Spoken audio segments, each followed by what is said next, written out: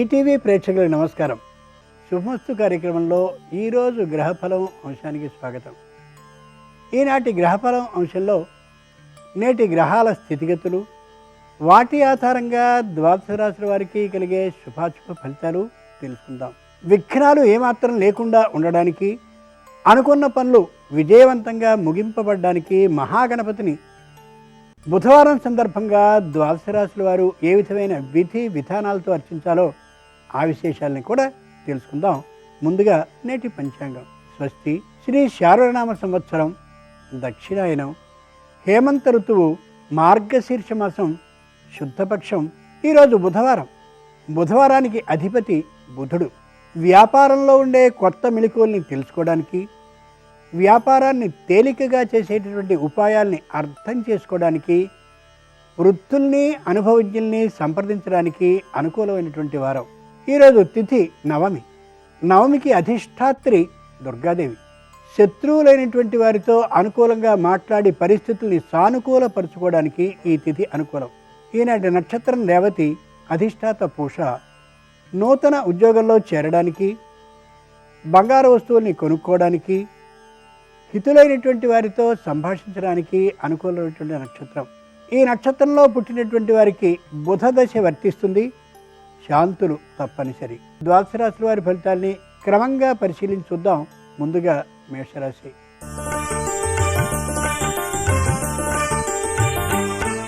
ఈరోజు మేషరాశి వారి ఫలితాలని పరిశీలించి చూస్తే ప్రతి విషయంలోనూ ఎక్కువ ఆలోచనలు చేస్తారు. ఏ నిర్ణయానికి రాలేకపోతారు. వృత్తి వ్యాపారాలను చేసేటటువంటి వారు మరింతగా వస్తువుల్ని కొనుగోలు చేయాలని ఆలోచిస్తారు. ఆర్థికమైనటువంటి లోటు కారణంగా ఏమీ చేయలేకపోతారు. ఉద్యోగులు పై పరీక్షల కోసం సిద్ధం కావాలని రుసుము చెల్లించడం మొదలైన అన్ని పనుల్ని చేస్తారు. శారీరకమైనటువంటి అస్వస్థత కారణంగా ఏ పనిని చేయలేకపోతారు. పారిశ్రామిక కార్మిక రంగానికి చెందినటువంటి వారు మరో చోట తమ బ్రాంచిని ఏర్పాటు చేయాలి అని అనేకమైనటువంటి ప్రయత్నాలను చేస్తారు. దాదాపుగా ఈ రోజుకి ఆ పనుల్ని పూర్తి చేయలేకపోవచ్చు. విద్యార్థులు చక్కనైన విద్యా ప్రమాణాలని చూపించాలని ప్రయత్నిస్తారు. కానీ అది నేటికి సాధ్యపడకపోవచ్చు. ఈరోజు మేషరాశి వారి అదృష్ట సంఖ్య 3. ధరించవలసిన దుస్తుల రంగు ఎరుపు. బుధవారం సందర్భంగా మేషరాశి వారు గణపతిని గంధజలంతో అభిషేకించినట్లయితే బాకీలు క్రమంగా వసూలవుతూ ఉంటాయి.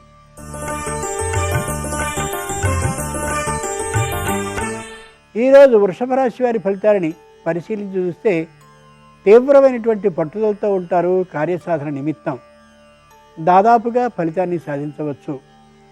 కుటుంబంలో అనైకమత్య భావన ఏమాత్రమూ ఉండనే ఉండదు. ఆరోగ్యం చక్కగా ఉంటుంది. ఏ విధమైనటువంటి ఇబ్బందులు లేకుండా గడపగలుగుతారు. బంధువులైనటువంటి వారి సహాయ సహకారాలు ఉండేటటువంటి కారణంగా మానసికంగా ధైర్యంగా ఉండగలుగుతారు. బంధువులకి నిస్వార్థంగా రుణాన్ని కూడా ఇస్తారు. ఆరోగ్య భద్రతా ప్రమాణాలని పాటిస్తారు. ఏ విధమైనటువంటి మానసిక అస్వస్థత లేకుండా ఈ రోజుని గడపగలుగుతారు. ఈరోజు వృషభ రాశి వారి అదృష్ట సంఖ్య 5. ధరించవలసిన దుస్తుల రంగు ఎరుపు. బుధవారం సందర్భంగా వృషభ రాశి వారు గణపతిని రూపాయి నాణ్యాలతో అర్చించినట్లయితే ఆకస్మిక ధనయోగం ఉంటుంది.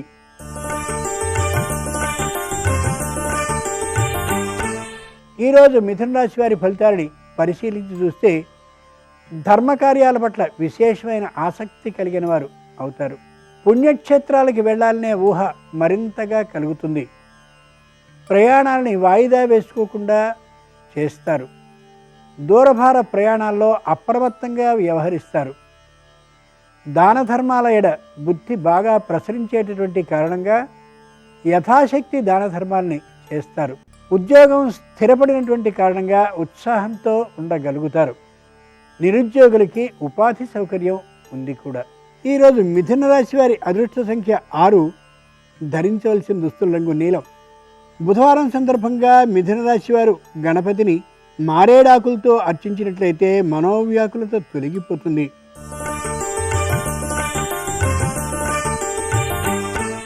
ఈరోజు కర్కాటక రాశి వారి ఫలితాలని పరిశీలించి చూస్తే తప్పనిసరిగా ఇంటికి లేదా వ్యాపార స్థలానికి మరమ్మతులు చేయవలసిన అవసరం ఏర్పడవచ్చు. ఆర్థికంగా కొంత ధనాన్ని ఖర్చు చేయవలసి వస్తుంది. ఆర్థికమైనటువంటి లోటుతో కూడా ఉండే అవకాశం ఉంది. వివాహాది శుభకార్యాలు కలిసి వస్తాయి. వాటి కోసం ధనం అవసరమయ్యే కారణంగా రుణానికి వెళ్ళవలసిన పరిస్థితి రావచ్చు. వృత్తి వ్యాపారాలని చేసేటటువంటి వారికి ఖర్చులు తడిసి మోపెడు అయ్యేటటువంటి కారణంగా మానసికంగా అస్వస్థతతో ఉండొచ్చు. శారీరకమైనటువంటి అనారోగ్యానికి అవకాశం ఏమాత్రమూ లేనే లేదు. అత్తమామలతో తల్లిదండ్రులతో సఖ్యభావాన్ని కలిగి ఉంటారు కుటుంబ సభ్యులందరూ కూడా. ఏ విషయాన్నైనా సరే పై అధికారులు సున్నితంగా కింది ఉద్యోగులతో చెప్తారు తప్ప మందలింపులు ఉండవు. ఆ కారణంగా ఉద్యోగులు సంతోషంగా ఉండగలుగుతారు ఈ రోజున. ఈరోజు కర్కాటక రాశి వారి అదృష్ట సంఖ్య 7. ధరించవలసిన దుస్తుల రంగు తెలుపు. బుధవారం సందర్భంగా కర్కాటక రాశి వారు గణపతిని నారికేళ జలంతో అభిషేకించినట్లయితే నూతన వాహనాన్ని కొనుక్కోగలిగిన అవకాశం దగ్గరకు వస్తుంది.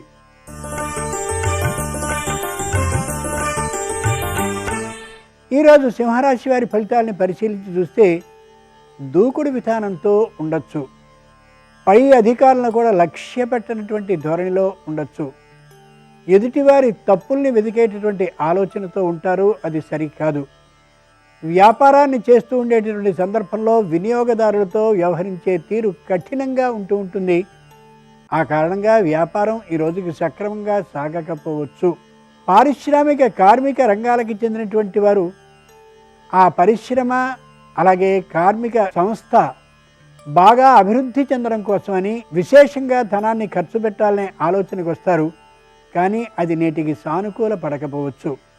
ముఖ్యంగా కంటికి సంబంధించినటువంటి అనారోగ్యం ఉన్నట్లయితే వెంటనే వైద్యుడిని సంప్రదించడం అవసరం. తగిన జాగ్రత్తని పాటించడం కూడా అవసరం. శారీరకమైనటువంటి చర్మ వ్యాధి కానీ ఉన్నట్లయితే అది పెరగకుండా ఉండేందుకు వైద్య సేవని చేయించుకోవడం మంచిది. ఈరోజు సింహరాశి వారి అదృష్ట సంఖ్య 1. ధరించవలసిన దుస్తుల రంగు పసుపు పచ్చన. బుధవారం సందర్భంగా సింహరాశి వారు గణపతిని సంపెంగలతో అర్చించినట్లయితే కుటుంబంలో ఐకమత్యం వెల్లివిరుస్తుంది.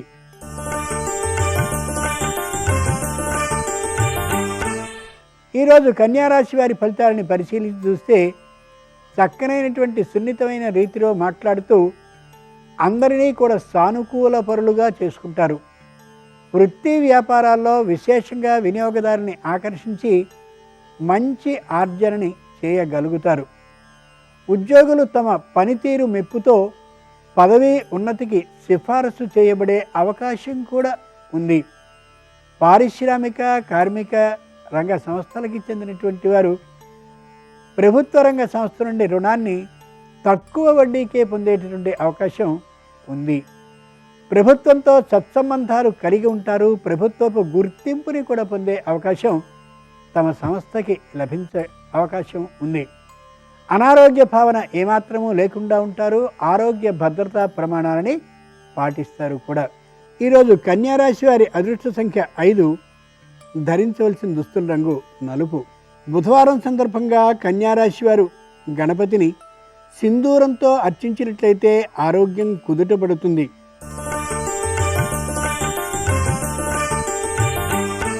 ఈరోజు తులారాశి వారి ఫలితాలని పరిశీలించి చూస్తే న్యాయస్థానపు తీర్పు పట్ల తాత్కాలికమైనటువంటి అసంతృప్తితో ఉండొచ్చు. అననుకూలురైనటువంటి వారు సూచనల్ని సలహాలని ఇచ్చేటటువంటి కారణంగా తామకు స్థిరమైనటువంటి నిర్ణయంలో ఉన్నప్పటికీ కూడా ఆలోచన ఏది తోచనటువంటి పరిస్థితిలో ఉండొచ్చు. ఆరోగ్యం తాత్కాలికంగా బాగుండకపోవచ్చు. అంత మాత్రం చేదది తీవ్ర అనారోగ్య పరిస్థితి కాదని గుర్తించగలగాలి. కుటుంబంలో సంతానం విద్యార్థి దశలో ఉన్నట్లయితే వారి విద్యా ప్రమాణాలు అంతంత మాత్రంగా ఉంటాయి. తల్లిదండ్రులు తప్పక పట్టించుకుని తీరాలి. యువకులు అయినటువంటి వారి ప్రవర్తనని కొద్ది పట్టించుకోవడం అవసరం. తల్లిదండ్రులు ముఖ్యంగా దూరపు ప్రాంతాల్లో చదువుతున్నటువంటి వారే అయినట్లయితే స్వయంగా వెళ్ళి పరిశీలించుకుని రావడం ఉత్తమం. వృత్తి వ్యాపారాలని చేసేటటువంటి వారు ఆలోచించి మాత్రమే సరుకుని కొనుక్కోవడం మంచిది తప్ప ఉన్న సొమ్ముతో కొనేయాలని వేగము తొందరపాటు మంచిదేమాత్రము కాదు. ఈరోజు తులారాశి వారి అదృష్ట సంఖ్య 6. ధరించవలసిన దుస్తుల రంగు ఎరుపు. బుధవారం సందర్భంగా తులారాశి వారు గణపతిని ఎర్ర గన్నేరులతో అర్చించినట్లయితే పెద్దలతో పరిచయాలు దృఢపడతాయి.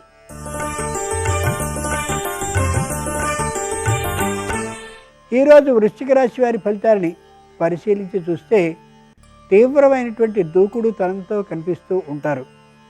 న్యాయస్థానంలో తీర్పు అంతంత మాత్రంగానే ఉండి అది ప్రతికూలమో అనుకూలమో తెలియని స్థితిలో ఉండే అవకాశం ఉంది. వృత్తి వ్యాపారాలను చేసేటటువంటి వారు ఆర్థికమైనటువంటి లాభంతో ఉన్నప్పటికీ కూడా పెట్టుబడిని పెట్టేంత ధైర్యాన్ని చేయలేకపోవచ్చు. ఉద్యోగులు పరిస్థితులన్నీ సక్రమంగా ఉన్నప్పటికీ కూడా తాత్కాలికంగా విశ్రాంతి కావాలనే అభిప్రాయంతో ఉండొచ్చు. సకాల నిద్ర భోజనాలు ఏమాత్రము ఉండే అవకాశం లేనటువంటి కారణంగా కార్మిక రంగానికి చెందినటువంటి వారు కొన్ని రోజుల పాటు విశ్రాంతిని తీసుకోవాలనే ఆలోచనతో ఉంటారు, అనారోగ్య భావనతో. పారిశ్రామిక రంగానికి చెందినటువంటి వారు విశేషమైనటువంటి ఆర్జనని చేయగలుగుతారు. పెట్టుబడిని కూడా యథాశక్తి పెట్టేటువంటి అవకాశం ఉంది. రుణాలని పూర్తిగా తీర్చేయగలుగుతారు. ఈరోజు వృశ్చిక రాశి వారి అదృష్ట సంఖ్య 1, ధరించవలసిన దుస్తుల రంగు తెలుపు. బుధవారం సందర్భంగా వృశ్చిక రాశి వారు గణపతిని తెల్లగన్నేరులతో అర్చించినట్లయితే చేస్తున్న ఉద్యోగం స్థిరమవుతుంది.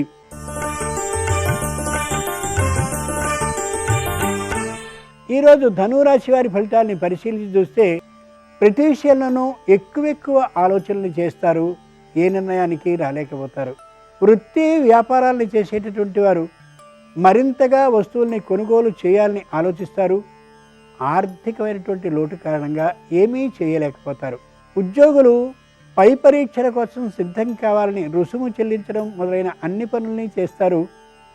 శారీరకమైనటువంటి అస్వస్థత కారణంగా ఏ పనిని చేయలేకపోతారు. విద్యార్థులు చక్కనైన విద్యా ప్రమాణాలని చూపించాలని ప్రయత్నిస్తారు, కానీ అది నేటికి సాధ్యపడకపోవచ్చు. పారిశ్రామిక కార్మిక రంగానికి చెందినటువంటి వారు మరో చోట తమ బ్రాంచిని ఏర్పాటు చేయాలి అని అనేకమైనటువంటి ప్రయత్నాలని చేస్తారు. దాదాపుగా ఈ రోజుకి ఆ పనుల్ని పూర్తి చేయలేకపోవచ్చు. ఈరోజు ధనురాశి వారి అదృష్ట సంఖ్య 7, ధరించవలసిన దుస్తుల రంగు ఆకుపచ్చన.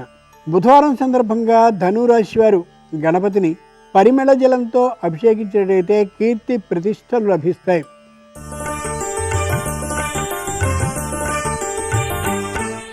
ఈరోజు మకర రాశి వారి ఫలితాలని పరిశీలించి చూస్తే పట్టుదలతో వ్యాపార విస్తరణని చేయాలనే ఆలోచనతో ఉంటారు. దాదాపుగా విజయాన్ని సాధిస్తారు. కుటుంబంలో అన్యోన్య భావం బాగా ఏర్పడుతుంది.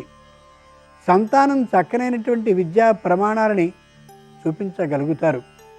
సంతానానికి వచ్చేటటువంటి పురస్కారాలను చూసుకుని ఆనందపడతారు. తల్లిదండ్రులు, బంధువులు, ఆప్తులు అయినటువంటి వారు తమకున్నటువంటి స్థిరమైనటువంటి ఆస్తుల్ని ఒకసారి ప్రత్యేకంగా వెళ్ళి పర్యవేక్షించుకుని రావడం ఎంతైనా అవసరం.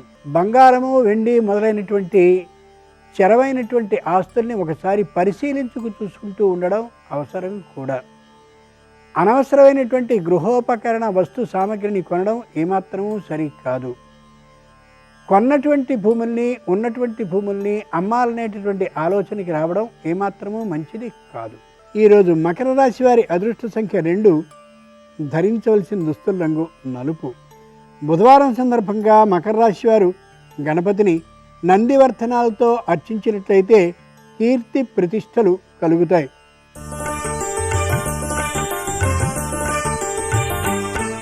ఈరోజు కుంభరాశి వారి ఫలితాలని పరిశీలించి చూస్తే తమ నిర్ణయమే అమలు కావాలనే గట్టి పట్టుదలతో ఉంటారు. వాగ్వివాదాలని చేస్తూ ఉంటారు. ఇతరుల విషయాల్లో జోక్యం చేసుకుని అనవసరమైన నిందకి పాల్పడే అవకాశం ఉంది. శుభకార్యాలు కలిసొచ్చే అవకాశం ఉంది. ఆ కారణంగా రుణాన్ని తీసుకోవాల్సిన అవసరం లేకుండా ఖర్చుల్ని నియంత్రించుకుంటూ ఉంటారు. వాహనాల మీద ప్రయాణించేటప్పుడు లేదా వాహనాన్ని నడిపేటప్పుడు తగిన జాగ్రత్తని తీసుకోవడం అత్యవసరం. ముఖ్యమైనటువంటి విషయాల్లో నిర్ణయాన్ని తీసుకునేటప్పుడు మాత్రం వృద్ధుల్ని, పెద్దల్ని సంప్రదించి మాత్రమే తీసుకోవడం చాలా అవసరం.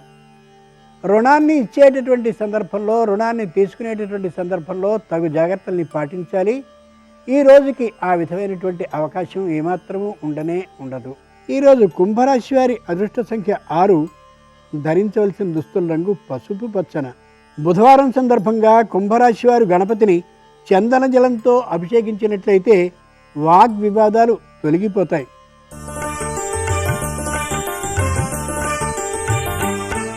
ఈరోజు మీనరాశి వారి ఫలితాన్ని పరిశీలించి చూస్తే సంతానం విద్యలో మంచి ప్రతిభని చూపించగలుగుతారు. క్రీడల్లో పురస్కారం లభించే అవకాశం కూడా ఉంది. వృత్తి వ్యాపారాలను చేసేటటువంటి వారు మెళుకువతో వ్యాపారాన్ని బాగా పెంపొందించుకోగలుగుతారు. ఇంకొకరి వ్యాపార సంస్థని కూడా తమలో విలీనం చేసుకునే అవకాశం ఉంది. స్థిరమైనటువంటి ఆస్తి వ్యవహారాల్లో ఖచ్చితంగా వ్యవహరిస్తారు. ముక్కుసూటిగా వ్యవహరించి ఇబ్బంది లేకుండా చేసుకోగలుగుతారు. బంధుమిత్రులతో చక్కనైనటువంటి సంబంధాలని నెరపుతారు. విదేశీయానం ఏ విధమైనటువంటిది కలిసి రాదనే నిర్ణయానికి వచ్చి విరమించుకుంటారు. ఈరోజు మీనరాశి వారి అదృష్ట సంఖ్య 4, ధరించవలసిన దుస్తుల రంగు తెలుపు. బుధవారం సందర్భంగా మీనరాశి వారు గణపతిని సువర్ణ గన్నేరులతో అర్చించినట్లయితే దృష్టి దోష నివారణ అవుతుంది.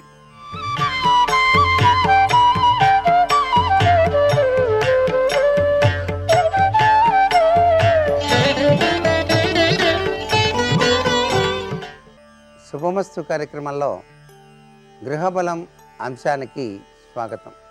చింత అనేటువంటిది లేకుండా మానసికమైనటువంటి ఆనందంతో జీవితాన్ని కొనసాగించటానికి మన మహర్షులు మనకు చెప్పినటువంటి కొన్ని సూత్ర ప్రాతిపదికలు గృహబల రీత్యా కూడాను చాలా గొప్ప విశేషకరమైన అదృష్టాన్ని ప్రసాదిస్తున్నాయి. వాటిలో కొన్నిటిని మనం చెప్పుకుంటూ ఉన్నటువంటి ఈ శుభ సందర్భంలో మనస్సు వేదన పడితే ఏ పని చేయబుద్ధి కాదు, ఆహారం తినబుద్ధి కాదు, చిక్కి శల్యమైపోతూ ఉంటాం. మనోవేదన తొలగించుకోవటానికి ఏం చెయ్యాలంటే మర్రి చెట్టు వేరు తీసుకొచ్చి శుభ్రంగా కడిగి సాంబ్రాణి ధూపం వేసి దాన్ని కుడి చేతికి ధరించాలి.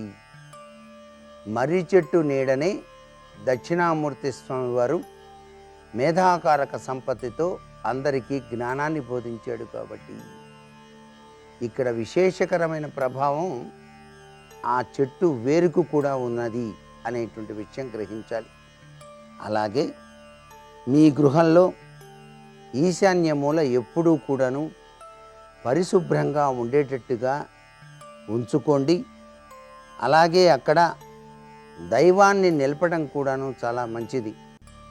ఈశాన్య మూల ఈశ్వరుని యొక్క కృప ఎల్లవేళలా ఉంటుంది. కాబట్టి ఒక రాగి చెంబులో నీళ్లు పోసి దానిలో మారేడు దళాన్ని కానీ లేక ఎరుపు రంగు పుష్పాన్ని కానీ ఉంచి ప్రతినిత్యం కనుక అలా ఉంచి మరునాడు నీరు మారుస్తూ ఉన్నట్లయితే ఈశాన్య అధిపతి అయినటువంటి ఈశ్వరుడు అద్వితీయమైనటువంటి ఆనందాన్ని మనకు ప్రసాదిస్తాడు.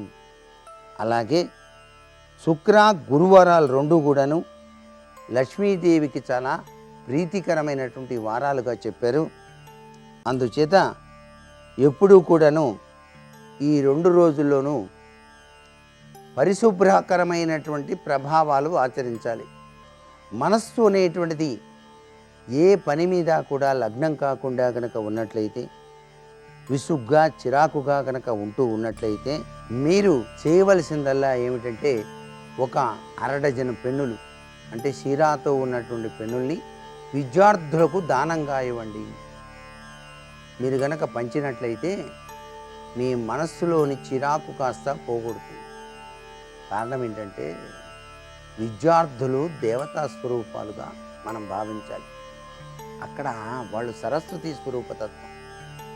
మనస్సుకి ఆందోళన లేకుండా చేసే శక్తి ఆ యొక్క దాన మహిమలో దాగిన పరమార్థం. అందుకనే మనం అక్షరాభ్యాసం చేయించేటప్పుడు కూడా పిల్లలకి తప్పనిసరిగా పెన్ను, బలపం, పలక, పుస్తకాలు ఇలాంటివి దానం చేయిస్తాం పిల్లవాడి చేత. అతని మనసు స్థిర ప్రజ్ఞత కలిగి చక్కగా విద్యలో రాణించడానికి ఆస్కారం ఎక్కువగా ఉంటుంది అనేటువంటి ఉద్దేశంతోనే చేసేటువంటి విధి విధానం అన్నమాట. దానిమ్మ చెట్టుకి ప్రతినిత్యం కనుక ఓ చెంబెడు నీరు గనక పోసి దానిమ్మ పూలను గనక పరమేశ్వరీ దేవికి గనక నిత్యం గనక సమర్పించినట్లయితే మీరు ఏ కోరిక అయితే అనుకుంటారో ఆ కోరిక నెరవేరుస్తుంది ఆ చింతామణి ద్వారంలో విరాజిల్లేటువంటి రాజరాజేశ్వరీ దేవి. దానిమ్మ పువ్వు అంటే అంత విశేషకరమైన ప్రభావాన్ని ఇస్తుంది. అలాగే దానిమ్మ గింజల్లో తేనె కలిపి ప్రతి శుక్రవారం లక్ష్మీదేవికి లేక లలితాంబ వారికి నైవేద్యంగా సమర్పించి ఇంటిల్లిపాది గనక స్వీకరించినట్లయితే ధనము, ఆయుష్, ఆరోగ్యం, అష్టైశ్వర్య సిద్ధి తప్పనిసరిగా కలిగి తీరుతాయి అంటోంది శాస్త్రం. శివునికి అభిషేకం చేసేటప్పుడు గనక కొబ్బరికాయ గనక కొట్టినట్లయితే ఆ నీరు మాత్రమే పరమేశ్వరుడికి అభిషేకంలో వాడతాం. కొబ్బరి చిప్పను చివర్లో నైవేద్యంగా ఉపయోగించరాదు. అంతేకాకుండా గోసేవ ఎప్పుడైనా చేయొచ్చు, ఏ రోజైనా చేయొచ్చు, ఒక రోజంటూ ఏం లేదు. ప్రతినిత్యం ఎవరైతే గోసేవ చేద్దామనే సంకల్పం కలిగి ఉంటారో వారికి లక్ష్మీ కటాక్ష సిద్ధి తప్పనిసరిగా కలిగి తీరుతుంది. శుక్రవారం నాడు గోమాతను సేవ చేయటమే కాకుండా గోవు యొక్క పుష్టం వద్ద వెనుక భాగాన తోకకు పసుపు కుంకుమ రాసి లక్ష్మీ అష్టోత్తరాన్ని మనసులో చదువుతూ 3 ప్రదక్షిణాలు చేయండి. గోవుకు గ్రాసం ఆహారంగా తినిపించండి. అద్వితీయమైనటువంటి ఐశ్వర్యం ఆ గోమహాలక్ష్మి వల్ల మీకు కలిగి తీరుతుంది. ఏ ఇంట ముంగిటకు గోవు వస్తుందో ఆ ఇల్లు పరమ పావనవంతమైందిగా చెప్పబడుతుంది. ఇంత గొప్ప విశేషం గోవులో దాగిన విశిష్ట లక్షణం. అందుకే గృహప్రవేశం చేసేటప్పుడు కూడాను మొట్టమొదటిసారిగా గోమాతకు సేవ చేసి ఆ గోవును ఇంటి ప్రాంగణం చుట్టూతా తిప్పి ఆ గోవుకు సేవ చేసిన పెదపే గృహప్రవేశం చేయటం జరుగుతోందన్నమాట. మరికొన్ని ముఖ్య విషయాలు రేపటి శుభమస్తు కార్యక్రమంలోని గృహలంశలో తెలుసుకుందామా? మరి సర్వే జనాః సుఖినో భవంతు.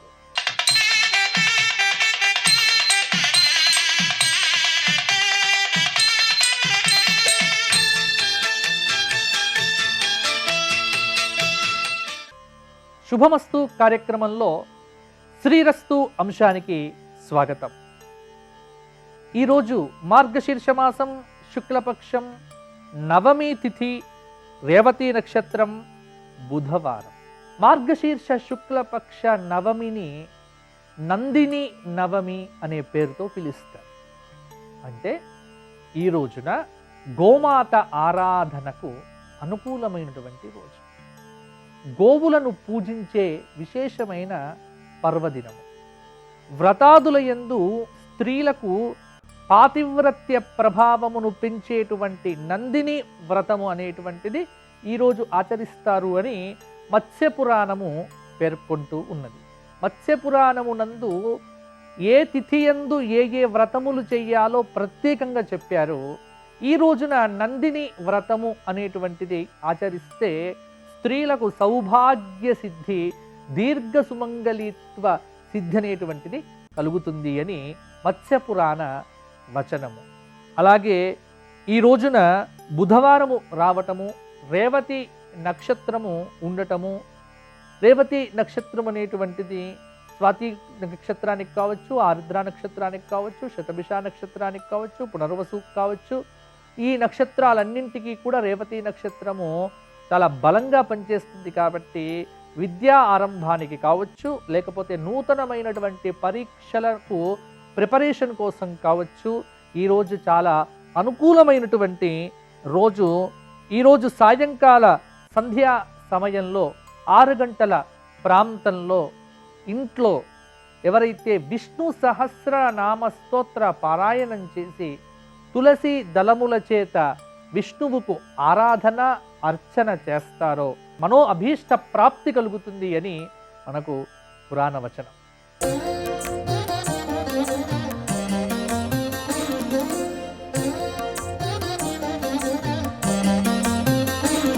శుభోదయం. శుభమస్తు కార్యక్రమంలో ఐశ్వర్య సిద్ధి అనే అంశానికి స్వాగతం. ఆరోగ్యమే మహాభాగ్యం. ఐశ్వర్యంగా మనం జీవించాలి అంటే ఆరోగ్యం ముందు మన అధీనంలో ఉండాలి. ఈ ఆరోగ్యం మన అధీనంలో ఏం చేస్తే ఉంటుంది? శరీరానికి అందించేటటువంటి ఆహారం నియమబద్ధంగా ఉండాలి. ఈ నియమబద్ధమైనది అన్న పదం ఎలా ఏర్పడింది? ఋతు సంబంధంగా వచ్చే విజ్ఞానం వల్ల ఏర్పడుతుంది. ఎండాకాలంలో ఒక విధంగా ఆహారాన్ని స్వీకరించే మనమంతా ఈ మార్గశిర పౌష్య మాసాలలో అంటే హేమంత ఋతువు ప్రస్తుత తరుణంలో అలాంటి ఆహారాన్ని స్వీకరిస్తామా? స్వీకరించం కదా. అంటే ఋతు సంబంధమైనటువంటి విజ్ఞానానికి అనుకూలంగా ఆహారాన్ని స్వీకరించాలి. ఆహారంతో ముడిపడి నిద్ర ఉంటుంది, ప్రవర్తన ఉంటుంది, ఇతరులతో మనం మాట్లాడే విధానము ఉంటుంది. సమస్త వ్యవహారాలు ఏ ఆహారాన్ని స్వీకరిస్తున్నామో ఆ ఆహారానికి అనుబంధింపబడి ఉంటాయి. అంటే ఋతుచర్య, ఋతు జ్ఞానము చాలా విశేషమైనది. మార్గశిర హేమంత ఋతువులలో అంటే ఈ కాలంలో మార్గశిర పౌష్య మాసాలలో హేమంత ఋతువులో చర్మంలోని స్రోతస్సులు సంకోచిస్తాయి, చర్మ గ్రంథులు కాస్త దగ్గర పడతాయి. అందువల్ల మార్గావరోధం ఏర్పడుతుంది. లోన ఉండేటటువంటి ఉష్ణశక్తి బహిర్గతం అవ్వడానికై ప్రయత్నం చేస్తూ ఉంటుంది. బయట ఉన్న చలి ఈ ఉష్ణశక్తిని వెలికి అంటే బయటికి రాకుండా నిరోధిస్తుంది. మార్గావరోధం ఏర్పడడంతో ఉష్ణంలోనే ఉంటుంది. ఈ ఫ్రిక్షన్ లేక ఈ గొడవ ఇలాంటి చిన్నది మనకు తెలియకుండానే పెరగడంతో మనకు ఒకసారి వణుకు పుడుతుంది, చలి పెరుగుతుంది. ఉన్ని దుస్తులు ధరించాలి. లోన ఉన్నటువంటి ఆ ఉష్ణశక్తి లోననే కాపాడబడుతుంది. ఆరోగ్యాన్ని కాపాడుకోవాలి అంటే ఈ ఋతు సంబంధంగా వచ్చే మార్పును గుర్తించి ఉన్ని సంబంధమైన దుస్తులు ధరించాలి. ఇది కూడా ఒకటి ఆరోగ్యం కాపాడుకోవడమే. ఆరోగ్యం అంటే ఆహారం మాత్రమే కాదు, వ్యవహారాలు కూడా అని చెప్పాలి. నిజానికి అనారోగ్యం అంటే వ్యాధి అంటున్నాం. వ్యాధి అంటే ఇది రెండు విధాలు. ఒకటి మనస్సుకు కలిగేది, రెండవది శరీరానికి కలిగేది. ఏమిటి? అసౌకర్యం. ఎక్కడో కూర్చున్నాం, కూర్చోవడంలో కాస్త ఇబ్బందికరంగా ఉంది, ఆ కుర్చీ మనకు సరిపోయినట్లుగా లేదు. అలాంటప్పుడు ఏం జరుగుతుంది? కాళ్ళు లేక ఇతర నరాలు వివిధ భాగాలలో రక్తం కాస్త గడ్డ కడుతుంది. అలా కాకుండా ఉండాలి అంటే కంఫర్టబుల్గా కూర్చోవాలి అంటారు. శరీరానికి సంబంధించిన అసౌకర్యాన్ని మనం అలాగే పోనీలే అని అట్లాగే సర్దుకొని అట్లాగే కూర్చుంటే కొత్త ఇబ్బంది కలుగుతుంది. ఇది శరీరపరమైన వ్యాధి, అసౌకర్యం. మనసుకు సంబంధించింది కూడా ఒకటి అసౌకర్యం, ఇది కూడా వ్యాధికారకమే అవుతుంది. మనసుకు వచ్చే ఈ రెండవ విధమైన వ్యాధికి ఆధి అని పేరు. ఎక్కడో కూర్చున్నాం, ఎదుటి వ్యక్తి మనకు నచ్చని వ్యక్తిగా ఉన్నాడు. నచ్చని వ్యక్తులతో ఎక్కువసేపు కూర్చుంటే కూడా తలనొప్పి, మనసంతా భారంగా ఉండడం, ఏమీ తోచకపోవడం, మెదడు పని చేయకపోవడం, ఆహారం జీర్ణం కాకపోవడం. ఆహారం తిన్న జీర్ణం కాకపోవడానికి వీటికి ఏమిటండి సంబంధం అండి అనుకుంటే, తిన్న ఆహారం మనం ఏ కొద్దిపాటి పని చేయకపోయినా కూడా జీర్ణం అవుతూనే ఉంటుంది. అలా జీర్ణం కావడానికి జఠర గ్రంథులు ఇతర అనేక విభాగాలని పనిచేస్తూ ఉంటాయి. ఇవన్నీ పని చేయాలి అంటే మనస్సు మన అధీనంలో ఉండాలి, ఆనందంగా ఉండాలి. మనసు ఆనందంగా లేని పరిస్థితులలో ఉన్నప్పుడు, అసౌకర్యంగా మనస్సు ఉన్నప్పుడు అజీర్ణం, శరీరంలోంచి ఒక దుర్గంధపు వాసన రావడం, అలాగే శ్వేత గ్రంథంలోంచి వాసన రావడం. ఎందుకు ఇలా వస్తాయి? లేదా మనం తెల్లగా ఉండే ముఖం మీద నల్లగా మరకలుగా ఇలా కనిపించడం, ట్యాంగ్ అంటూ ఉంటాం. ఎందుకు వస్తాయి ఇవన్నీ? మనసు సరిగా లేకపోతేనే అని చెప్పాలి. చర్మం నల్లగా ఉన్న మెలనిన్ అన్న పదార్థం కారణంగా చర్మానికి రంగు వస్తుంది. చర్మం నల్లగా ఉన్నా తెల్లగా ఉన్నా ఇది అనారోగ్యం కాదు. అనారోగ్య భావనతో పాలిపోయినట్లుగా ఉండడం, ఈ పాలిపోయినట్లుగా ఉండే లక్షణానికి మూల కారణం మనసుకు కలిగేటటువంటి అసౌకర్యం అని చెప్పాలి. కనుక వ్యాధి రెండు విధాలు. ఒకటి శరీరానికి కలిగే అసౌకర్యం, రెండవది మనస్సుకు కలిగేటటువంటి అసౌకర్యం. మనస్సు అంటే ఎక్కడ ఉంది? మన్యతే బుధ్యతే అనేన ఇది మనః. ఏ విషయాన్నైనా పదే పదే మననం చేస్తూ ఉంటుందో అదే మనస్సు. ఉపవాసం చేస్తాం, ఇది కూడా ఒక విధమైన చికిత్స. ధ్యానం చేస్తాం, అది కూడా ఒక విధమైన చికిత్స.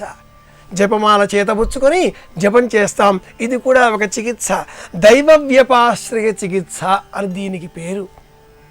ఆయుర్వేదం, సనాతన ధర్మం, ప్రకృతి చికిత్స, సంప్రదాయ విజ్ఞానం, నైవేద్యాలు, జ్యోతిర్విజ్ఞానాలు, వివిధ గ్రహాలకు సంబంధించి మనం అందించేటటువంటి పదార్థాలు, దినుసులు అన్నీ కూడా వస్త్వాశ్రయంతో కూడుకున్నవి అయినప్పటికీ వీటికి మూలం దైవం అన్న ఆలోచన. ఈ దైవం మన మనసు కల్పించేటటువంటి ఒక భావన. నిగ్రహం కోసమే పలుమార్లు చెప్పుకున్నాం. అయితే ఆ విగ్రహం పైన దైవత్వ భావాన్ని ఆరోపించేది మన మనస్సు, బుద్ధి. ఈ కారణం ద్వారా చికిత్స అంటే ఏమిటి అనుకున్నప్పుడు ఆహారం కానీ, విహారం కానీ, ఏదైతే స్వీకరిస్తున్నామో, చేస్తున్నామో, అనుసరిస్తున్నామో, పాటిస్తున్నామో వాటిలో ఉచిత అనుచిత జ్ఞానాన్ని కలిగింపజేసుకొని ఆ విధంగా పాటించడమే చికిత్స. ఇక్కడ కూర్చున్నాం, ఏం మాట్లాడుతున్నాం, ఇది చికిత్స. మాట్లాడే మాటలకు ఎంతసేపు పరిమితి ఉంది, ఎదుటి వ్యక్తి వింటున్నా వినకపోయినా మన మానాన మనం చెబుతూ ఉంటే ఇది చికిత్స కాదు. ఆపాలి, ఎదుటి వారికి అర్థమవుతుంది. అర్థం అయినందువల్ల ఆ వ్యక్తిలో మనకు కొంత స్పందన కనిపిస్తుంది. ఈ స్పందన చికిత్స. శరీరానికి కేవలం ఘన రూపంలో, వస్తు రూపంలో, ద్రవ రూపంలో, గుణ రూపంలో, గుణాత్మకంగా పదార్థాన్ని అందిస్తేనే ఆరోగ్యమో అనారోగ్యమో కాదు. ఇవి కాకుండా వాయు రూపంలో కానీ, ద్రవ రూపంలో కానీ, భావనా రూపంలో అంటే వాసనాత్మకంగా కానీ ఇవి కూడా చికిత్సలే అవుతాయి. ఇవి కూడా ఆరోగ్యానికి మూల కారణమే అంటుంది ఆయుర్వేద విజ్ఞానం. ఒక మంచి పదార్థాన్ని మనం సిద్ధం చేసిన తర్వాత ఆ పదార్థం మీద నుంచి వచ్చేటటువంటి వాసన మనం స్వీకరించినప్పుడు స్టిమ్యులేషన్ అంటాం ఆంగ్లంలో. మన మనసు కొంత ఉద్యుక్తమవుతుంది. అబ్బా ఎంత మంచి వాసన అని చెప్పగానే ఆ పదార్థం స్వీకరించడానికి నోటిలో లాలాజలం స్రవిస్తుంది. సలైవ అంటాం మనం. దీనికి కారణం ఆ పదార్థం పట్ల మనలో కలిగిన ఒక మక్కువ. ఈ మక్కువను మనం దైవపరంగా మార్చినప్పుడు అది నైవేద్యం అవుతుంది. పవిత్ర భావనలతో ఆ పదార్థాన్ని మనం స్వీకరించినప్పుడు శరీరానికి దైవత్వ గుణాలు కూడా ఆపాదింపబడి ఆరోగ్యం మరింత త్వరగా చేకూరే అవకాశాలు పెరుగుతాయి. అంటే పదార్థాన్ని పదార్థంగా కాకుండా పదార్థ దృష్టి, స్థూల దృష్టి, ఘన దృష్టి, వస్తు దృష్టి, గుణాత్మక దృష్టి అని కాకుండా గుణాత్మకంతో పాటు రసాత్మకంగా, దైవ రసాత్మకంగా మార్చుకోవడమే ఆ పదార్థానికి కొంత కొత్త శక్తిని వచ్చి చేకూరుస్తుంది. దీనికే దైవ వ్యపాశ్రయ చికిత్స అని పేరు. చికిత్స ఔషధ సేవనం, ట్యాబ్లెట్లు వేసుకోవడం, లేక ద్రవాహారం స్వీకరించడం, లేక ఇంజక్షన్లు తీసుకోవడం ఇవి మాత్రమే కాదు. కరోనా వంటి వ్యాధులు ప్రబలుతున్న నేపథ్యంలో ఎవరిని ఎవరూ తాకకూడదు. మనోబలం పెంచుకునే విధంగా జపం చేయాలి, చేతులు కడుక్కోవాలి, శుభ్రంగా ఉండాలి, ఇతరులను తాకకూడదు, శుభ్రంగా ఉతికిన వస్త్రంలోనే ధరించాలి, నిర్ణీత వేళకే మనం ఆహారాన్ని స్వీకరించాలి, నిర్ణీత వేళకే ఔషధాన్ని కూడా స్వీకరించాలి అంటుంది ఆయుర్వేదం. ఏదో వ్యాధి, ఆ వ్యాధికి సంబంధించి షుగరు, బీపీ అనుకుందాం, కాసేపు ఓ ట్యాబ్లెట్ వేసుకుంటున్నాం. ఈ ట్యాబ్లెట్ వేసుకోవడంలో కాల నిర్ణయం అవసరం. నిర్ణీత కాలానికే ఆ ట్యాబ్లెట్ వేసుకోవాలి. నిన్న ఏ సమయానికి వేసుకున్నారో ఈవేళ కూడా అదే సమయానికి వేసుకుంటే ఆ ఔషధం తప్పక మనకు చక్కటి ఉపయుక్తంగా మారుతుంది, ఆరోగ్యాన్ని మనకు అందిస్తుంది. అలా కాకుండా వేళ తప్పితే శరీరం అనేది కూడా ఒక వేళకు, ఒక నియమానికి లోబడి ఉంటుంది. ఆ యంత్రం కూడా ఈ సమయానికి లోబడే ఉంటుంది. అది మర్చిపోయి వేళ తప్పిన పదార్థం, వేళ తప్పిన ఔషధం ఎలా కొత్త రోగాలు కలిగిస్తుందో అలాగే ధ్యానం కూడా. రోజు ఉదయం ధ్యానం చేయడం, దైవం ప్రపంచాన్ని నిర్ణయించే ఒక శక్తి ఉంది అని విశ్వసించడం, విశ్వసించిన ఆ దైవానికి ఒక దైవ రూపాన్ని, మనకు నచ్చిన దైవం, ఇష్టదైవం రాముడు, కృష్ణుడు, సాయిబాబా ఏదో ఒక పేరు పెట్టుకోవడం, ఆ దైవానికి సంబంధించిన ఒక స్తోత్ర పాఠం ప్రత్యేకంగా నిర్ణీత సమయానికే చదవడం. అంటే కాలానికి సంబంధించినటువంటి ఒక మహాత్మ్యమును గుర్తించి ఋతుచర్య అన్న పేరిట ఋతుధర్మానికి అనుకూలంగా వసంత ఋతువు, గ్రీష్మ ఋతువు, వర్ష ఋతువు, శరద్ ఋతువు, హేమంత ఋతువు, శిశిర ఋతువు, ఆ ఋతువులుగా ఉండే ఈ ఋతుచర్య 3 కాలాలలో ఎండాకాలం, వానాకాలం, చలికాలంగా విభజింపబడినప్పుడు ఆ ఋతుధర్మానికి అనుకూలంగా శరీరానికి ఎటువంటి దుస్తులు ధరింపజేయాలి, ఎటువంటి ఆహారాన్ని అందించాలి, ఎటువంటి ఉపవాస వ్రతాలు పాటించాలి, ఎటువంటి వాయు రూపంలో ఉన్న ఆహారాన్ని అందించాలి. చేదు వాసన కూడా రోగాన్ని నిరోధించేదే అవుతుంది, రోగ నిదానకారకమే అవుతుంది. అలాగే కటువు, పులుపు, కారము, తీపి 6 రుచులు కూడా శరీరానికి రోగాన్ని రాకుండా నియంత్రించేవే అవుతున్నాయి. రుచి నాలిక గుర్తిస్తుంది, వాసన నాసిక గుర్తిస్తుంది, రంగు కన్నులు గుర్తిస్తాయి. ఆ పదార్థపు ఉనికిని చర్మము లేక మన స్పర్శ ఈ ఉనికిని గుర్తిస్తుంది. అన్నింటికంటే కూడా మించి ఆ పదార్థపు తీసుకునే పదార్థపు ఘన గుణం, బరువు ఇది శరీరం గుర్తిస్తుంది. పంచతన్మాత్రలతో, పంచ వ్యవస్థలతో, పంచరూపాలతో, పాంచభౌతికమైన ఈ ప్రపంచాన్ని పంచ జ్ఞానేంద్రియాదులతో, కర్మేంద్రియాలతో గుర్తించి మనం స్వీకరిస్తున్నాం.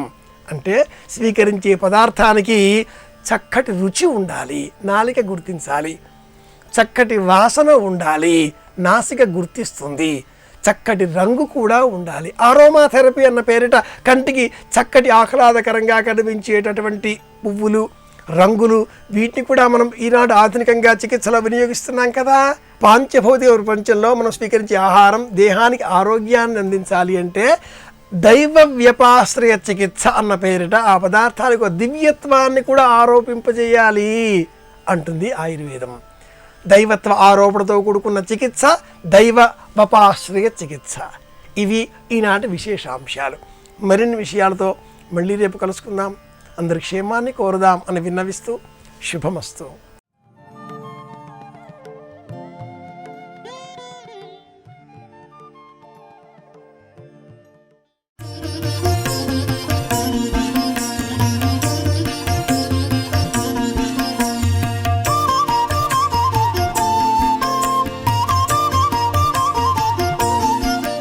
మధుకైటబులు అని వాళ్ళని ఎందుకన్నారు అంటే మిగిలిన రాక్షసులందరికన్నా మొదట పుట్టిన వాళ్ళు వాళ్ళే. అంటే మిగిలిన రాక్షస ప్రవృత్తులన్నీ ఎందులోంచి వస్తాయంటే దీంట్లోంచే వస్తాయి.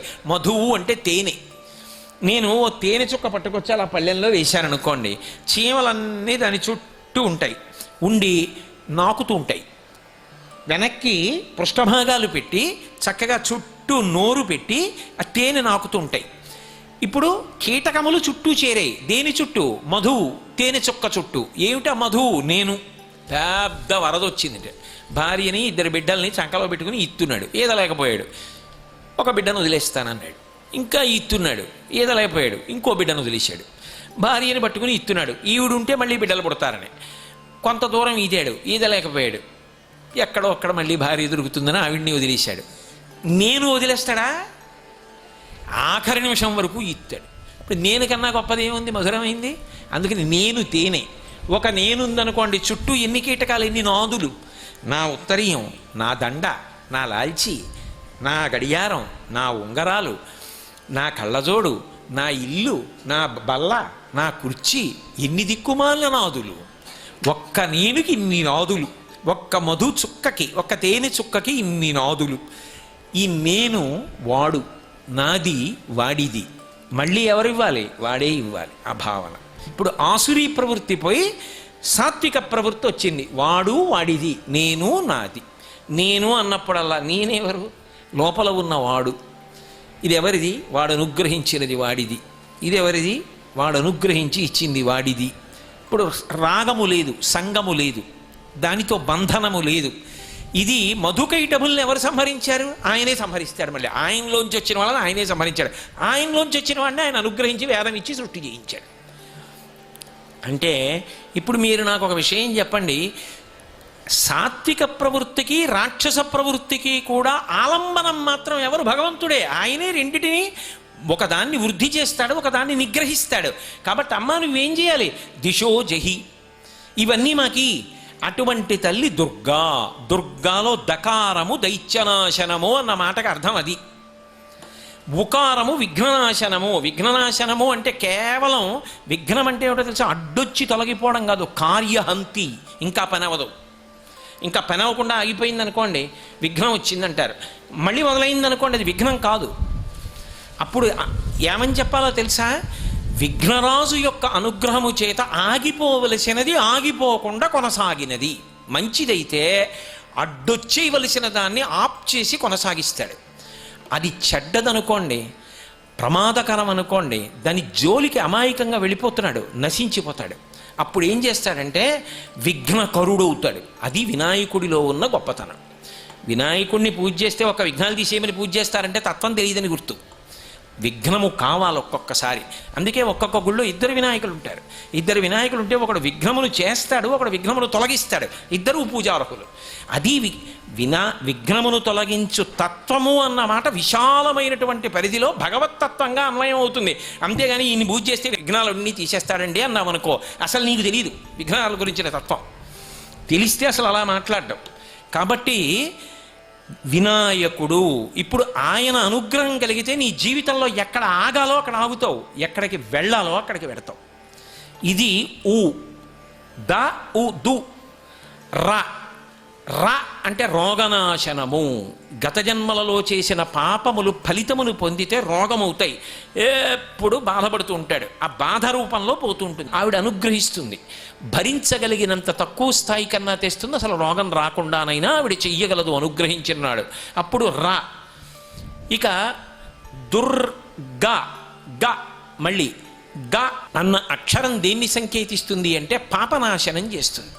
పాపనాశనం అంటే ఒక స్థాయికి వెళ్ళిపోయినటువంటి వాడికి ఇక పాపములు అంటవసలు దగ్ధమైపోతాయి. అందుకే వెంకటేశ్వరుడు వేం పాపం కటతే అస్మాత్ పాపదహన శక్తిత వెంకటాచలమిత్యేవ నామదేవస్తదాజుగో అని వ్యాసుడు భవిష్యత్తు పురాణంలో చెప్పాడు.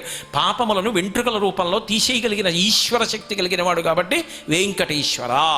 ఆయన తీయగలడు. నువ్వెందుకు దాని గురించి ఆరాటపడతావు? ఆయన సమర్థుడు. ఆ తల్లి సమర్థురాలు. మళ్ళీ ఆయన ఆవిడ గొడవలు పెట్టుకోకండి, భగవత్తత్వం అంతే. కాబట్టి అది ఏది తీసేసిందో అది గ. ఇక తర్వాత అ. అకారము శత్రుభావనలను నశింపచేస్తుంది. వాడు నా శత్రువు అన్న భావన ఉండదు. అందరి యందు మిత్రత్వాన్ని చూస్తాడు. నేను ప్రేమతో ఒకరికో మాట చెప్పాను అనుకోండి, చెప్తే వాడు వెంటనే నేను అలా తిరగగానే, చూసావా ఎలా చెప్తున్నాడో, వాడు మన మీద కక్ష పెట్టుకున్నాడంటే కడుపులో అంటాడు. నిజంగా నాకు ఆ కడుపులో కక్ష ఏం లేదు, వాడి మంచి కోసం మాట చెప్పే. కానీ వాడు అలా స్వీకరించలేదు. నేను శత్రువుని వాడికి. నేను వాడికి శత్రువునేమో, వాడు నాకు శత్రువు మాత్రం కాదు, పరమమిత్రుడు. వాడి అభ్యున్నతిని కోరి మంచి మాట చెప్పాడు. వాడికి 4 రోజుల తర్వాత తెలిసింది ఆయన చాలా మంచి మాట చెప్పాడు, పాపం ఆయన మన మీదేమీ అలిగో లేకపోతే ఇంకొకలాగో ఆయన మాట్లాడలేదు అని తెలుసుకున్నాడు. ఇప్పుడు శత్రుభావనని వదిలిపెట్టాడు. ఆయన ఏమవుతాడు, మళ్ళీ ఆయన ఏమైనా వస్తే బాగుండేవో సార్ అంటాడు. ఇప్పుడు మిత్రభావన పొందాడా లేదా? శత్రుభావనలను తొలగిస్తుందనాలి తప్ప శత్రువులను తొలగిస్తుందనడం ఉత్తమ సంస్కారము కాదేనరు. శత్రువులను తొలగిస్తుంది. ఏ శత్రువులని? అంతఃశత్రువులు, కామక్రోధలోభ మదమోహమాత్సర్యములను తొలగిస్తుంది. ఈ శక్తి ఎవరున్నారో ఆవిడ ఓ రూపాన్ని పొందితే దుర్గా.